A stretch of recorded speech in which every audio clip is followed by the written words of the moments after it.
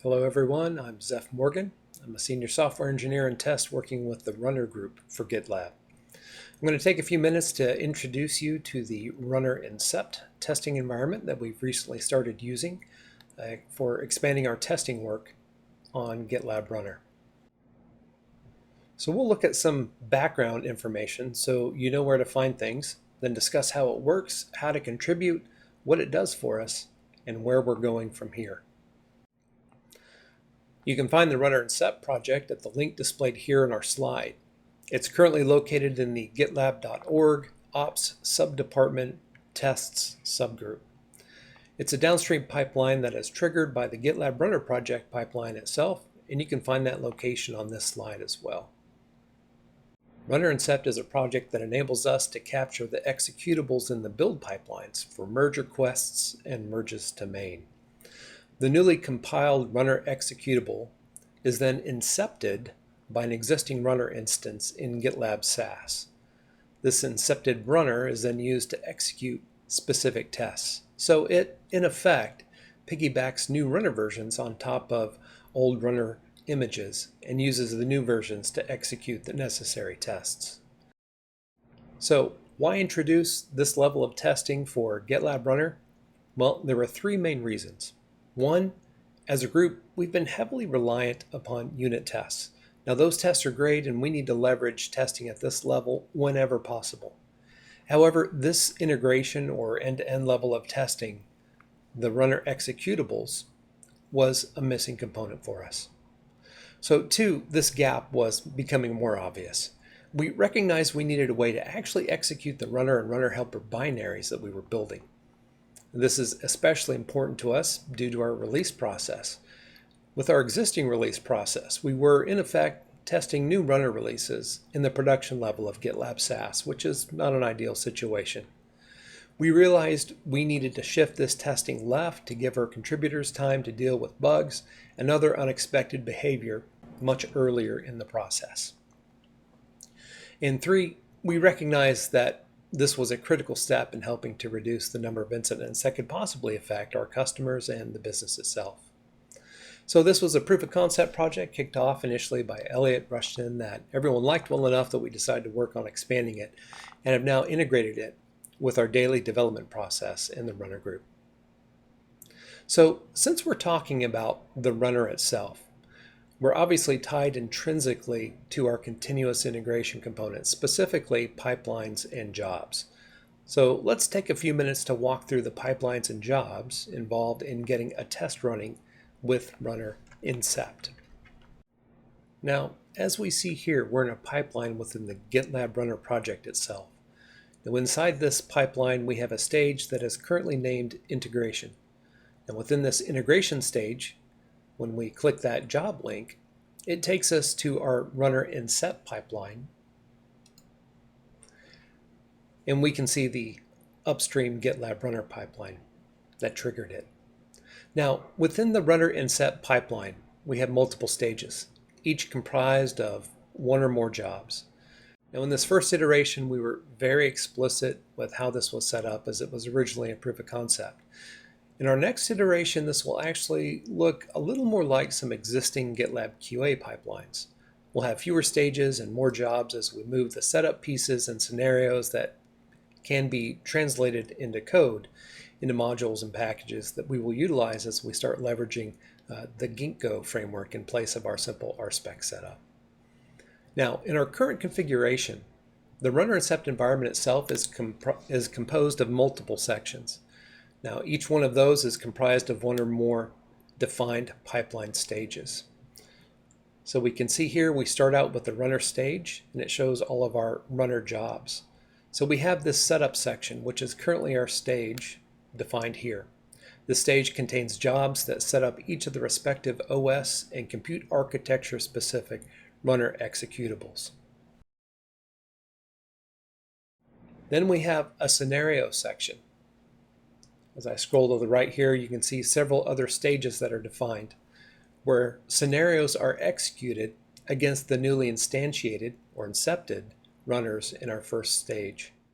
Now expect this section to contract significantly and be combined with our final section. which is our checks under our validation stage here. In our first iteration of the runner-incept proof of concept project, these jobs were set up as simple RSpec checks, but our second iteration will build on this and reflect our pipeline configuration as code within the test framework itself.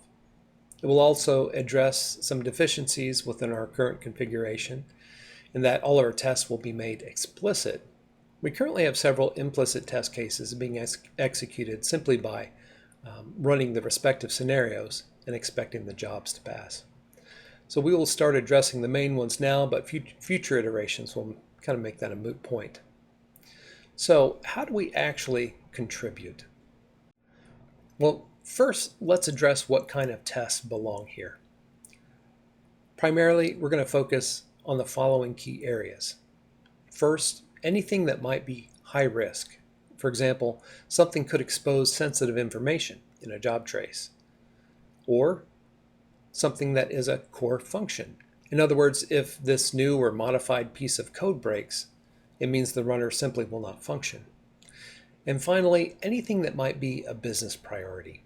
So this could be an important feature of Runner that is heavily used by large enterprise customers, or perhaps a feature that drives some component of paid usage on GitLab SaaS or GitLab Self-Managed. So to start out with, we recommend creating an issue within the runner-incept project. Since the project exists separately from GitLab Runner, it makes sense to create and manage work items within the project itself. So feel free to bring these issues up in the bi-weekly Runner Talk meeting or within the G-Runner Slack channel so we can discuss priority and other related items. Let's go ahead and walk through the pipeline configuration and code so you know what you may need to touch to get a new test set up within runner-incept. As an overview, the pipeline configuration is laid out across a very few explicit CI configuration files. As we see here in our main CI configuration, our .gitlab.ci.yaml file, it outlines the basic structure and includes 3 separate CI config files to keep our definitions logically grouped.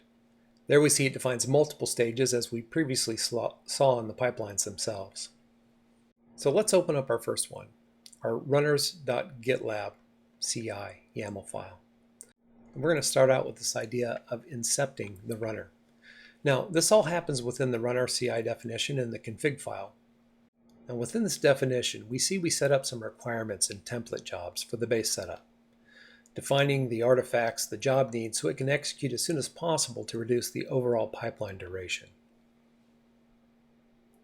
And then for each specific compute architecture, we actually capture the new runner executables that were passed in as artifacts. We modify their permissions to be able to run, and then log the version information, so that's available in the traces.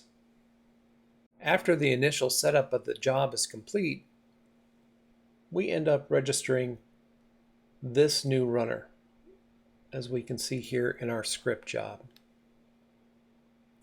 And then we start the service with a timeout to shut it down very quickly. So these jobs are very short-lived. And then afterward, we unregister the runner to clean things up. So as you see, we have different definitions of each runner with their specific requirements. So let's move into setting up the scenarios. This actually serves multiple purposes. Some are pretty obvious. As we can see, we're making sure that the runner integration with GitLab CI works correctly with our various script features.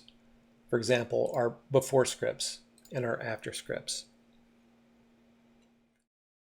There's also a setup here that helps us check for things like appropriate masking to make sure that we're not displaying things that we shouldn't. And we'll keep some of this here as a CI integration with GitLab, but most of this will be moved to the specs as well. And then finally, we can move over to where we do our validations. Now this is a basic CI setup that executes our RSpec specs, which execute as soon as the job traces are available from our scenarios, as you can see from our needs definitions here. So our checks are defined in our spec folder. And within that we have our spec files. So as we take a look at this, the specs are very straightforward. You can see we're checking multiple script keywords across our different scenarios that we executed to generate job traces. Our other spec files do roughly the same things. It's all very straightforward and readable. The one interesting piece here that we should point out, though, is this requirement that we have on this tanuki.rb file. So let's go ahead and take a look at that. Now what this code is doing, it's setting up Gitlab Api Client that enables us to retrieve the job traces from the specific pipelines and jobs that we've executed within our setup. Now right now it's hard-coded to the specific project we're using, but that will become a variable in the future. So we actually have some additional implicit testing with integrating our bleeding edge version of our runners with GitLab SaaS itself. So what are we accomplishing? Well, we're exercising the executables and not just pieces of the code. So we have integration tests and even from the runner perspective, end-to-end tests that are happening at this point. We also have smoke level end-to-end testing in integrating registration with GitLab, and then smoke level end-to-end testing in integrating with CI pipeline definitions. And then we're also checking very specific critical functions of the GitLab runner executables. So what's next? Well, lots of improvements are coming in the next iteration. We're going to codify registration and cleanup versus running that in the pipeline configuration. We're going to move our implicit test to validations, and then this is going to be wrapped in Ginkgo, which is a Golang-based test framework. Import the existing specs over. Now, this is actually pretty straightforward and will look very similar, but we're doing that to enhance the developer workflow by reducing context switching and allowing them to stay in Golang. And it sets us up to actually move directly into the GitLab runner pipeline itself instead of a downstream project if we decide to do that in the future. Now, as a result, that should help us to encourage developer contributions to this level of testing. Do you need help? Well, you can reach out to me through Slack or set up a pairing session with me. Hope this was helpful.